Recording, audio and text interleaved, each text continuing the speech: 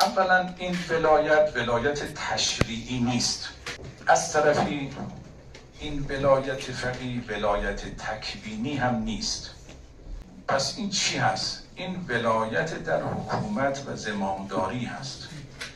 و اما در عصر غیبت امام زمان علیه السلام تمام فقها بدون استثناء، هیچ فقیهی در عصر غیبت ولایت فقیه جامع الشرایط را منکر نیست.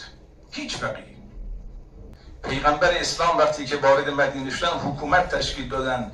این حکومت هدف نیست، حکومت وسیله است برای اجرای دین. و لذا نمیشه مأمون عباسی حاکم باشه بعد امام هشتم علیه السلام در سرتاسر دنیای اسلام رو پیاده کنن. نمیشه. تا بخواد یک قدم برداره دیدید که شهید کردند. امام جواد علیه السلام چطور شد؟ امام هادی علیه السلام چطور شدن؟ امام عسکر اینا چرا؟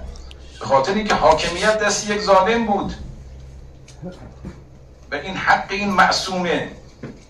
و این معصوم اگر حاکم بود ببینید دنیا امروز چه میشد.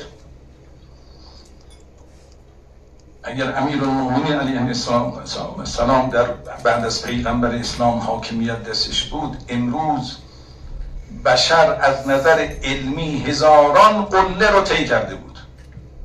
قبول ندارید؟ حاکمیت پشتوانه اجرای دینه، وسیله اجرای دینه. نمیتواند یک عالمی که ذره ای از اسلام استفاده کرده باشه منکر این باشه که اگر ما دسترسی به حاکمیت اسلامی داشته باشیم این رو بزنیم کنار، نیازی نیست، بذاریم ظالم حاکم باشه.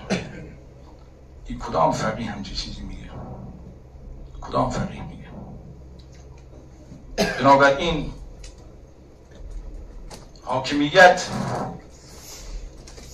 هدف نیست. لذا اگر امیرالمومنین علی علیه السلام میفرماد این حکومت بر شما برای من ارزش نداره مگر این که بتوانم به وسیله این حاکمیت عدلی را استوار کنم و حقی را از مظلومی بستانم. ببینید، یعنی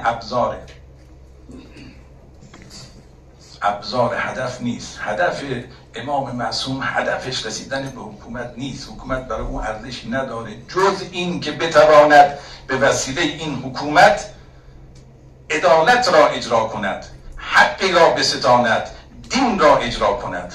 فقط برای اینه، بلا ریاست نیست. خود امام خمینی رحمت الله علیه، ببینید من دیروزم در سخنرانی گفتم اصلا زمامداری امام خمینی در یک حسینیه، محل زمامداری در یک حسینیه بود، حسینی جماران.